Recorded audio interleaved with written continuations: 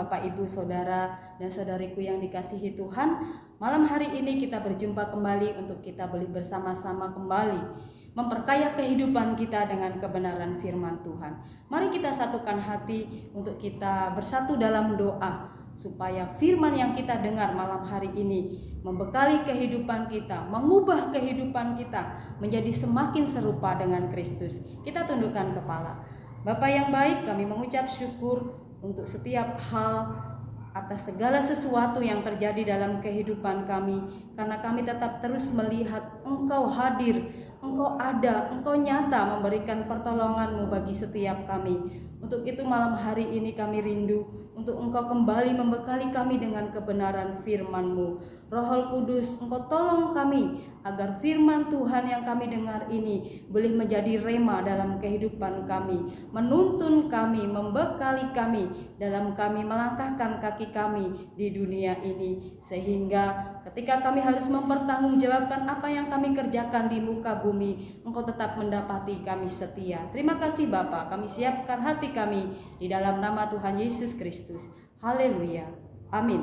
Kita akan mendasari renungan kita malam hari ini dari Filipi pasal yang kedua ayat 1 sampai dengan ayat yang ke-11. Saya akan bacakan buat kita semua. Filipi 2 ayat 1 sampai dengan ayat yang ke-11. Nasihat supaya bersatu dan merendahkan diri seperti Kristus. Jadi karena dalam Kristus ada nasihat, ada penghiburan kasih, ada persekutuan roh, ada kasih mesra dan belas kasihan.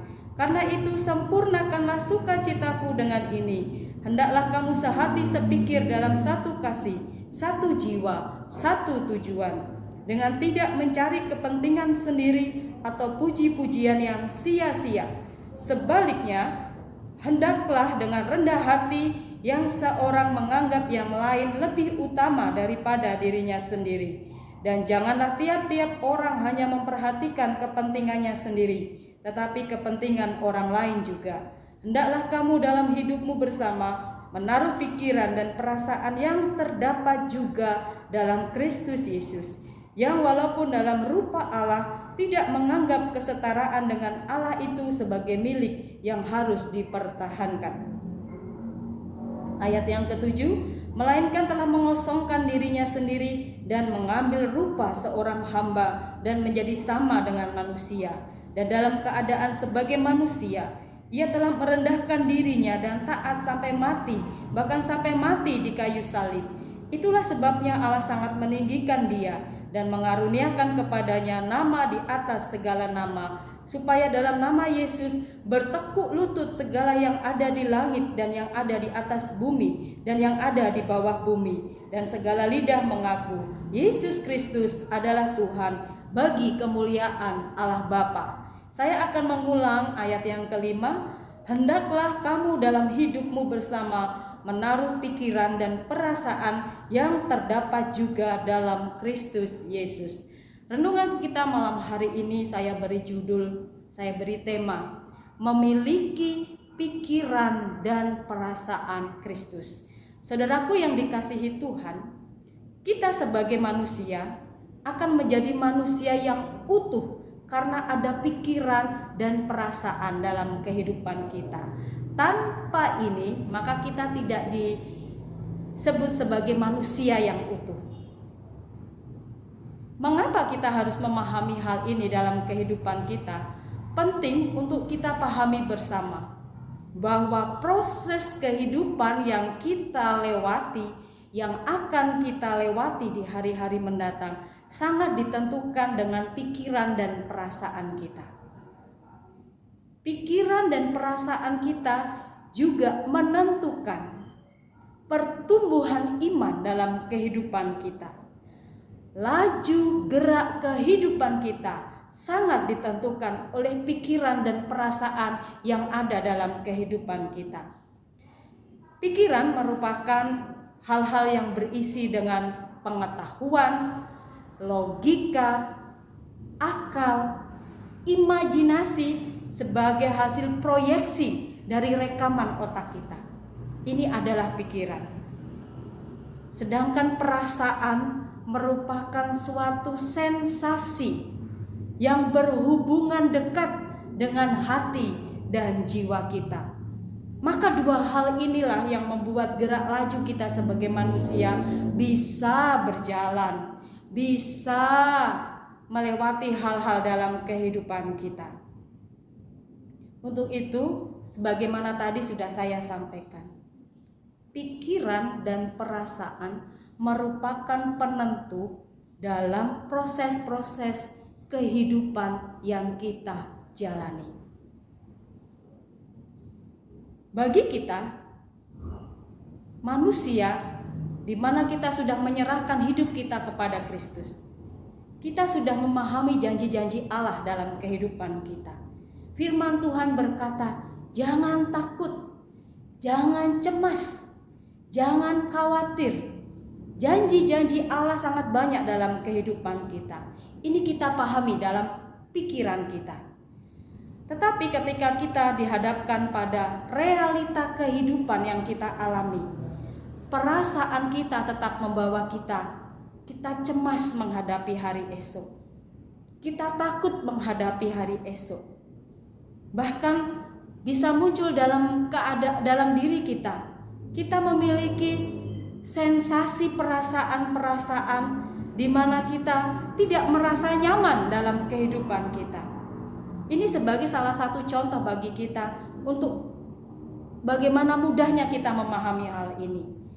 Pikiran kita berkata, firman Tuhan mengandung janji, tetapi perasaan kita tetap kita khawatir dan takut dengan kondisi-kondisi yang kita alami, dengan keadaan-keadaan yang sedang kita hadapi. Firman Tuhan kita ketahui, kasihilah sesamamu manusia. Tetapi kita membiarkan perasaan kita diliputi dengan kondisi-kondisi yang penuh dengan kemarahan, diliputi dengan kondisi-kondisi kita menyimpan dendam, diliputi dengan kondisi-kondisi kita ingin membalas dendam, kita ingin menghancurkan orang. Untuk itu, kembali lagi saya ingatkan, pikiran dan perasaan kita memegang peranan dalam pertumbuhan iman kita kepada Yesus. Untuk itu penting bagi kita, bahkan sangat perlu bagi kita menaklukkan pikiran dan perasaan kita kepada kasih karunia Kristus. Ayat 5 tadi mengingatkan kita semua. Hendaklah kamu dalam hidupmu bersama menaruh pikiran dan perasaan yang terdapat juga dalam Kristus Yesus. Jadi, saudaraku yang dikasihi Tuhan, malam hari ini kita diingatkan kembali untuk kita memiliki pikiran dan perasaan yang dimiliki oleh Kristus. Kita menaruh pikiran dan perasaan kita ke dalam pikiran dan perasaan Kristus. Apakah ini hal yang mudah? Memang tidak, karena ini membutuhkan proses untuk kita bisa berdamai dengan diri kita sendiri. Satu kali dalam sesi rapat, saya harus keluar dari ruangan rapat itu untuk menarik nafas. Habis itu saya masuk kembali. Selesai rapat, ada yang menghampiri saya, katakan, maafkan saya ya, tadi saya berkata keras. Maafkan saya ya, tadi saya berkata yang membuat kamu tidak nyaman. Tetapi saat itu saya katakan, tidak masalah. Saya sudah selesai dengan diri saya sendiri. Tidak masalah. Ini hal yang wajar kita hadapi dalam kehidupan kita. Saatnya kita harus saling mengasah, memang kita harus saling mengasah. Setelah itu mari kita berdamai. Kondisi-kondisi seperti ini mau tidak mau harus kita hadapi dalam kehidupan kita. Bukan hanya dalam dunia pekerjaan, bahkan di lingkup yang terkecil sekalipun, di tengah-tengah keluarga kita, di rumah tangga kita. Bahkan lebih kecil lagi, kita dengan diri kita sendiri. Bisakah kita berdamai dengan pikiran dan perasaan kita supaya pikiran dan perasaan Kristus itu ada dalam kehidupan kita? Malam hari ini saya mengajak kita semua, saudaraku yang dikasihi Tuhan, dimanapun kita berada saat ini, apapun yang sedang kita kerjakan saat ini, pikiran dan perasaan kita menentukan lajunya proses kehidupan kita. Ketika kita memahami hal-hal yang benar, pikiran kita mengerti bahwa apa yang kita lakukan salah, tetapi perasaan kita tidak mau berkompromi dengan itu. Kita tetap mengasihi diri kita sendiri, membenarkan diri kita sendiri, sehingga kita menganggap tidak penting pikiran yang sudah ada dalam kehidupan kita, bahwa kita harus mengasihi, bahwa kita harus mengampuni, bahwa kita harus berpegang akan janji-janji Tuhan dalam kehidupan kita. Untuk itu, proses kehidupan kita akan berjalan dengan baik ketika pikiran dan perasaan kita pun linier, berjalan bersama-sama, berjalan beriringan, dan akan semakin sempurna kehidupan kita ketika pikiran dan perasaan kita menampakkan pikiran dan perasaan Kristus. Hal yang tidak mudah kita lakukan. Tetapi malam hari ini, biarlah kita berkomitmen bersama-sama untuk kita menaruh pikiran kita, perasaan kita ke dalam perasaan dan pikiran Kristus dalam kehidupan kita. Saya yakin dan percaya ketika kita bisa, ketika kita mau Roh Kudus menolong kita memiliki pikiran dan perasaan Kristus, makin mantap langkah kita, makin mantap perjalanan hidup kita. Tantangan boleh ada, kesulitan boleh ada. Kita harus berjuang melawan diri kita sendiri. Tetapi ketika kita katakan, Roh Kudus tolong aku supaya memiliki pikiran dan perasaanmu, Roh Kudus akan menolong kita. Kita bisa selesai dengan diri kita sendiri, sehingga kita pun bisa menyelesaikan persoalan-persoalan kita dengan orang-orang di luar sana, dengan mereka yang sedang berselisih dengan kita, dengan mereka yang membutuhkan uluran tangan kita. Kita tidak pernah bisa dipakai oleh Tuhan ketika kita tetap mengasihi diri sendiri. Kita tidak akan pernah bisa menjadi berkat buat orang di sekitar kita ketika kita tetap membiarkan perasaan kita, pikiran kita sesuai dengan kadar pikiran perasaan kita.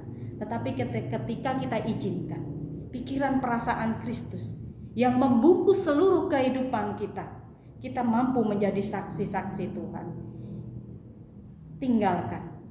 Tanggalkan keegoisan kita. Lepaskan pengampunan bagi hati kita dan juga buat orang-orang di sekitar kita. Saya yakin dan percaya kasih karunia Kristus akan semakin nyata dalam kehidupan kita.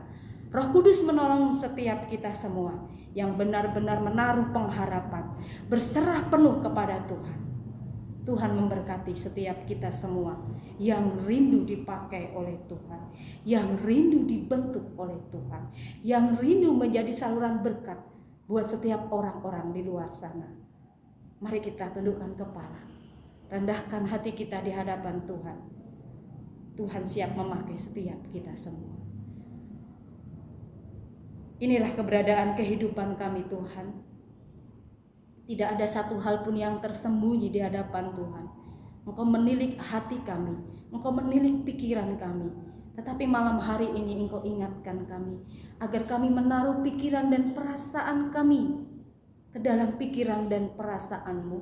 Roh Kudus tolong kami, agar kami mampu menyelesaikan diri kami sendiri sebelum kami Engkau suruh untuk menjadi pelepas, untuk kami menjadi saksi, untuk kami menjadi penolong buat orang-orang yang ada di sekitar kami. Roh Kudus jamah hatiku, Roh Kudus jamah setiap hati umat-umat-Mu, agar kami tetap memiliki pikiran-Mu, memiliki perasaan-Mu dalam kehidupan kami. Ini doa kami senantiasa, agar Engkau memagari pikiran kami, perasaan kami dengan pikiran dan perasaan-Mu. Roh Kudus, tolonglah kami umat-Mu. Kami bersyukur, kami berterima kasih. Ada janji dan pengharapan serta pertolongan akan Engkau nyatakan bagi setiap kami yang sungguh-sungguh berseru kepada Tuhan. Malam hari ini, biarlah menjadi momen bagi kami untuk kami kembali menata pikiran kami, menata perasaan kami, sebagaimana pikiran dan perasaan yang Engkau miliki. Itulah yang menjadi milik bagian kami. Terima kasih Bapa. Kami mengucap syukur dalam nama Yesus. Haleluya. Amin.